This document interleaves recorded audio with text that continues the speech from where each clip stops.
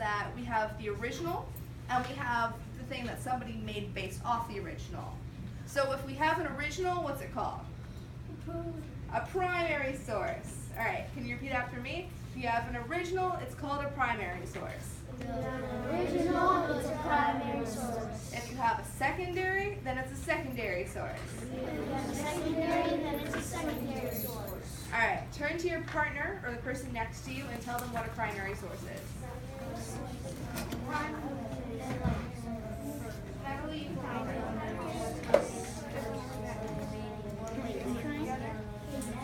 Are you sure what a primary source is?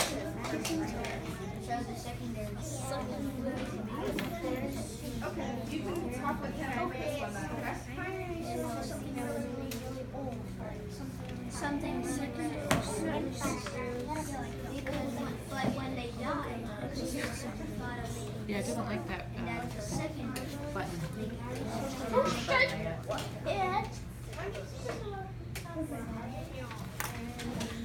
All right, if you can hear me, put up 5, 4, 3, 2, Carlos, 1, sit down please, 0. All right, so then we can look at another secondary source here as well. If you look on the board, we have a summary here. And this is a summary someone wrote afterwards, which helps make it a secondary source. And it's talking about the original Gettysburg Address up here so that we can see the original is here, and they wrote a summary about it.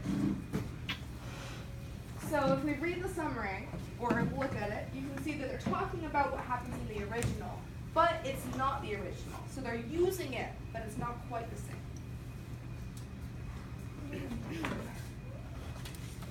And then we can have an example of, for our diary page, a secondary source looks at that as well, and they wrote different things about what happened in George Washington's life. So every time that you have a document that's not the official document, and it's not the original one, but it's working about that same knowledge, they're using information from the primary source, it's actually a secondary source. So if you know a story from your own life, and you were there in person, and you're telling somebody else about it, would that be a primary source or a secondary source? Raise your hand. Yes. A primary source. If you were there, exactly. How else would you know it's a primary source? Declan. It was made by them. It was made by them, or in that case you. Because the secondary source is like, so when they, like, speaking of that, it's like when the primary source is made from him, but when he died, they said they should make copies of it, so that's the secondary source when they make copies of it. When they're actually adding on to it, yeah. Very good. All right, and how would you know if something is a secondary source in your life? Reagan.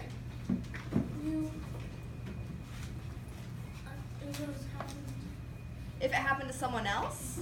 Yeah, so like if your mom or your dad told you a story and you told me that story, that would be a secondary source. Can anybody think of another example like that? Someone other than Declan. What about you, Aiden? Can you think of a secondary source from your own life? Maybe a story that your mom or dad taught you, or your siblings, or something that happened in the past?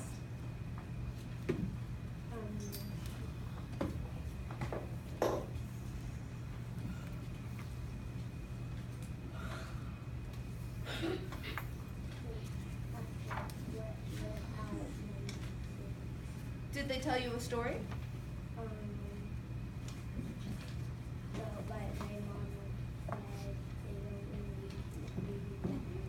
So you don't have any stories from your parents. That's okay. Did they tell you anything that happened in their actual lives? Yes. So then there you go. You have secondary stories about things that happened to them in their lives. Yes. My dad, sometimes when we lose power, I couldn't go to sleep. I wanted to stay up late. So my dad told me stories to go to bed about his life. Oh, that's awesome. So you have a lot of examples of secondary sources there. Good job, guys. So what I want you to do next is that since you guys seem to have a good grasp about what secondary and primary sources are in your actual lives, is I want you to turn to the person that's next to you, and I want you to tell them one primary story from your life to them. The person on the left goes first.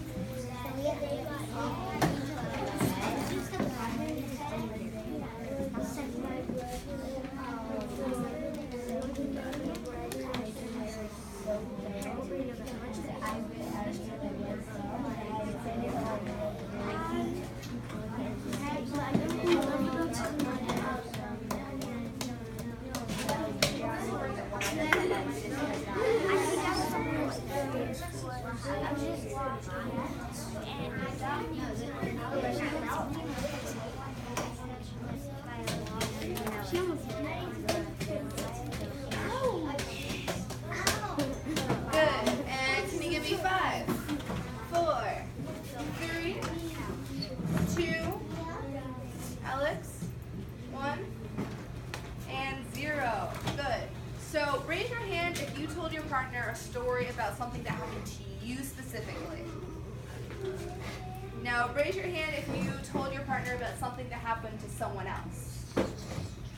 So I think we have a little bit of confusion there because a primary source has to happen to the person who's writing about it. So it's only a primary source if you told somebody a story about something that happened to you. So if I were to tell you, oh, this morning I got stuck in traffic, that would be a primary source. If I were to say, oh, this morning Miss Anderson got stuck in traffic, that'd be a secondary source because I'm talking about someone else. Wait. Yes, Declan. It's like, so, like, she didn't recognize her specifically looking at her about what she was doing, but you're, but you didn't tell someone else that happened when you saw it. Yeah. All right, cool. So now I'm going to have you guys test your knowledge base a little bit to prove to me you understand what it's about, okay? So in your notebooks, I need you to write your name at the top of the page, on the blank page, please. And I'm going to have you write number 1 first. Should we put our names? Yes, Just said that.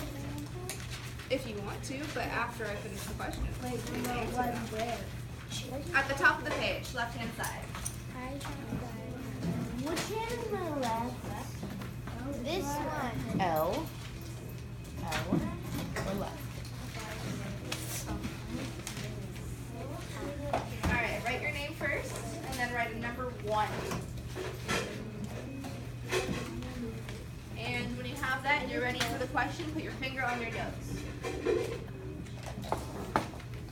And I'm going to wait for 100% before I start, okay? So I need everybody ready.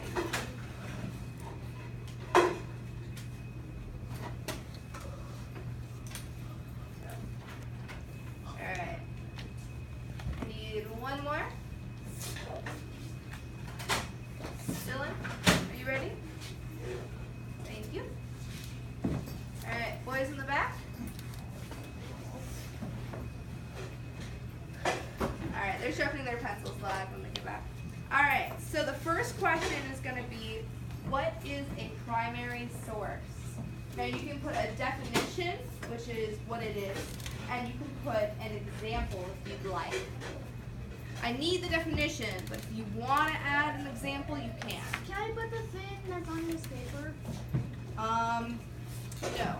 You have to use your own words, Dylan, because that's not your paper.